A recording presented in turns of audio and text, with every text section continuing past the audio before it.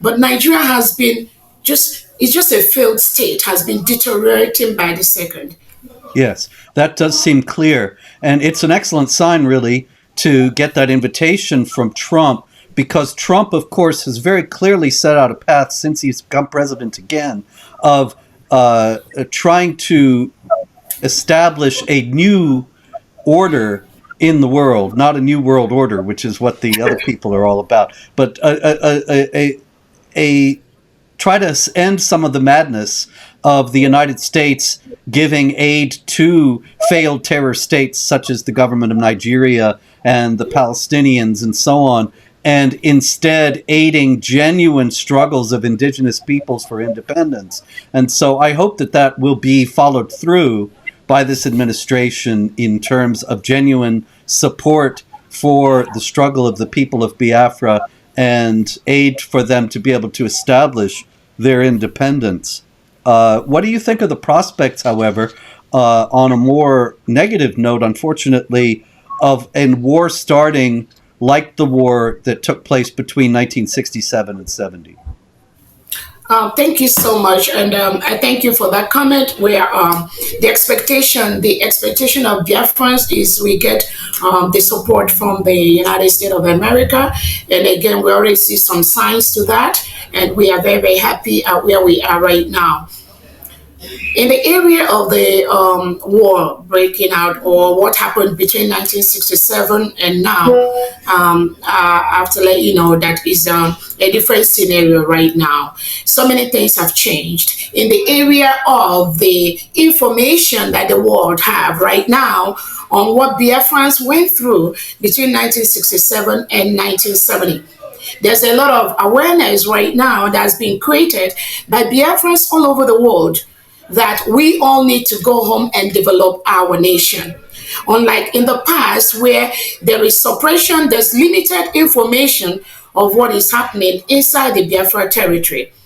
During the 1967 to 1970 war, Nigeria carried out a mass starvation of innocent kids. We are over 3 million, and almost 3 to 5 million innocent Biafrans were starved to death because they didn't have the right information. Some of the countries in the world didn't even know what is happening. So many things have changed. We don't expect that. The killings that have been done by the Nigerian state on a daily basis, even as of 2 days ago, some of the images are so gory.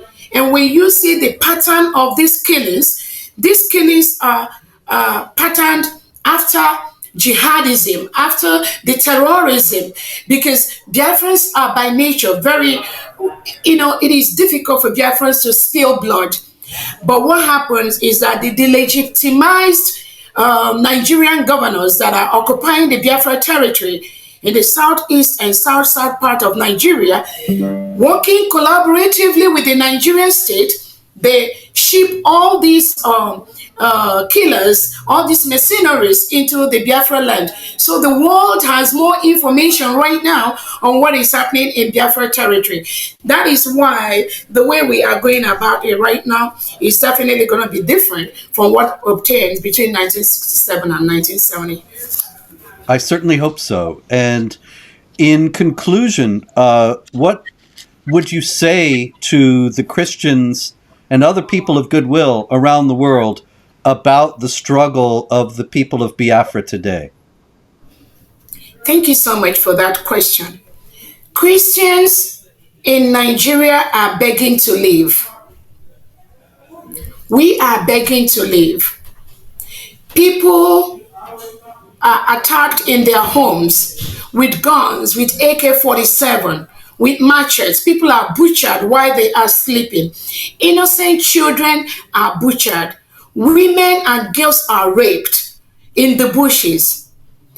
Christians cannot converge and practice their religion securely and safely in Biafra land and in other parts of Nigeria. What I have to say is that we have to be persistent. We have to carve out a country where both Christians and Muslims have the right to exist without anyone killing each other. But what happens in Nigeria is that you have a country where there is an agenda to Islamize the whole country. And this plan is being perpetuated, is being carried out by the Nigeria state. Currently, the Prime Minister of the United States of Biafra is being detained and incarcerated in Finland by the Finnish authority on a very flimsy excuse that Simon Ekpa, who is our Prime Minister, is inciting Biafrans. How can you incite people that are just begging to leave? People that are killed by their hundreds every day. And we have our leader, Prime Minister Simon Ekpa, Nigerian government, through their foreign affairs minister, Bianca Ojukwu, has just laid up some truncated charges against our prime minister, and Finland arrested him just 2 weeks before we declared our independence. But Biafrans, mostly who are Christians, we were resolute. We all converged in Finland. We were able to declare our independence despite Finland holding our prime minister to truncate that process. So that shows that you cannot just defeat an ideology. We are Christians. We are begging to live. We do not want to live in a country whose policy is to rehabilitate and reintegrate non-terrorists like Boko Haram into the military, into the police. Nothing is secure. So I encourage Biafrans to be resolute. I encourage Christians all over Nigeria to be resolute. We have to stick our ground and ensure that it is okay for self-determination. It is okay for self-defense. These are rights that are guaranteed by the United Nations, by the African Charter. But the Nigerian government, as is currently constituted, is trying to take that freedom away from us. So we are not going to back down. It is our right to choose who is going to be our leader. It is our right to defend our people from the reintegrated terrorists that are coming to kill us. It is our right to go back and develop Biafra land. By the declaration we've done, we are going to go home and practice our religion and not be scared. Just as it happens in near Ebonyi State a few days ago, where people were in the church and they came in and gunned down almost 30 people. Just like that, including innocent children. These children did not commit any crime. Their crime is just to exist in a nation called Nigeria. How long are we going to be forced to live in a country where the president never make any statement to these killings? No remorse. The governor's nothing. All the governor did was do not retaliate. How long are they going to continue to tell us do not retaliate?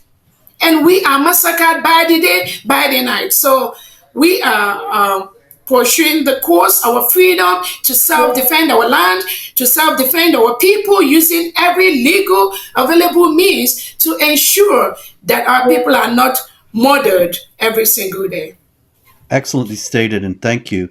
I would observe that the government of Finland is acting like Western governments all over Europe as well as North America. They don't have any idea of the jihad. They don't have any idea what they're doing to their own countries by bringing in massive numbers of Muslim migrants.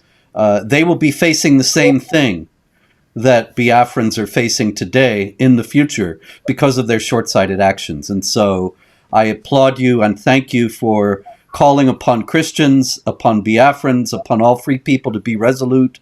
This is something that we all need to take to heart and be of good courage. Dr. Ngozi Orabueze, thank you very much for speaking with me, for bringing attention to these all-important issues. And I wish you and the Biafran people all success. May God bless your efforts and prosper them and enable you to establish a strong and independent state that will withstand all pressures from outside. Thank you very much again. Thank you so much, Robert Spencer, for having me. Hello, good evening, SC viewers. This is Satellite Media. Evangelist Ben, the Biafra evangelist. Yes. Let's look at what is coming from Dr. Ngozi Orabueze, saying that the Iron Lady, saying that the Biafra file is already on the table of Donald Trump, but that the people have to calm down and take it gradually. That things are already falling in pleasant places for Biafra, that Trump is going to do it. Glory, glory, Lord. I give you glory, Lord. Glory, glory, Lord. You are the mighty God. I am happy this morning because the message that I am hearing in the news is making me to feel happy, to concur with the spirit of the Most High, to lift my spirit up in order to speak in the spiritual axis. The matter of Biafra is already in the table, as she said, of Donald Trump.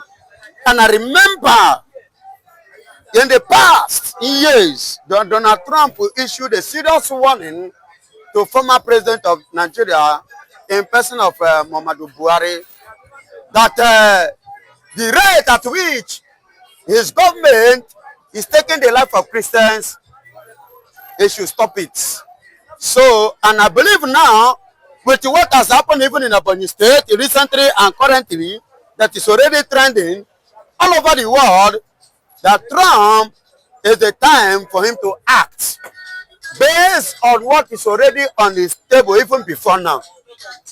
Because remember that before the election, it was speculated that once he assumed office, that there are so many emerging nations of the world who are already on the pipeline of becoming a nation, and as such, that Biafra is one of them that the file is waiting for him to attend to. But this time around, Dr. Ngozi Orabueze coming out to say, yes, Donald Trump have been briefed, they are getting his attention. Yes. We understand that Donald Trump, the way he stands, have what it takes to make Biafra work. Of course, when Donald Trump speaks, number one president in the whole world, didn't you hear this, his last speech before now? After his meeting with Netanyahu, he stood up and he declared West Bank American place, American land, and he declared Gaza American place too. Did you see anybody to oppose him? Nobody. And immediately, Israel and co occupied the place with their military, with their citizens, with everything. They take over. So when he remembers Nigeria, remember before now he said, there are things he will tackle. First, he will look into the Ukraine-Russia war, and which Russia president said last month that had it been that Donald Trump was the president of America as at the time that this war broke out, that that war wouldn't have started. Zelensky now said it's like Putin is afraid of Donald Trump. So it means and another thing again, he said after that peace in Ukraine, Russia, the next place will be Africa and Nigeria. And when he mentioned Nigeria, you know what that means. And secondly again, remember that the former lobbyist of Mazen Nnamdi Kanu 2019 is now the chief of staff. Susie Vile.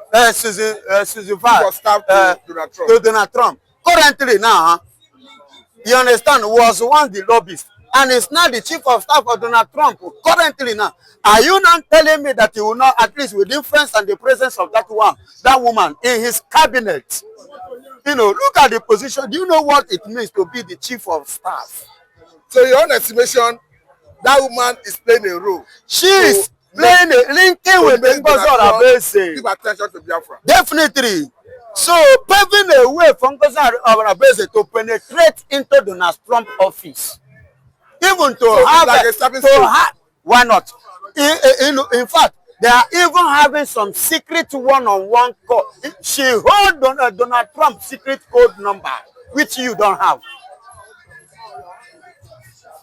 There are some numbers of Donald Trump that Ngozi Orabueze have that even Tinubu, Nigerian president, did not have it. And who gave her that access? Through the lobbyists. Because nothing you will tell that is willing, because she already know everything before now. And when she was partnering with the Mazen Nnamdi Kanu, she never believed that today she will become the chief of staff. Even when she was campaigning for Donald Trump, she never even believed that Donald Trump will turn out and give her that office.